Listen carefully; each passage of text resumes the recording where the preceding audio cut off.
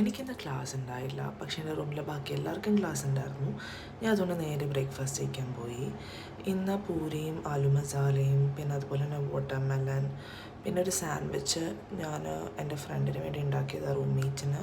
അതുപോലെ മുട്ട പുഴുങ്ങിയതും banana milk shake ഉണ്ടായിരുന്നു. വേറെയും കുറേ കാര്യങ്ങളുണ്ടായിരുന്നു, കോൺഫ്ലേക്സ്, ചോക്കോസ്. പക്ഷെ ഞാൻ ഇത്ര എടുത്തുള്ളൂ, എനിക്കിത് മതിയായിരുന്നു.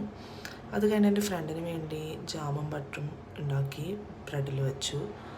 എനിക്കാണെങ്കിൽ ജാം ബട്ടർ ഇഷ്ടമല്ല, സോ ഞാനതെടുത്തില്ല.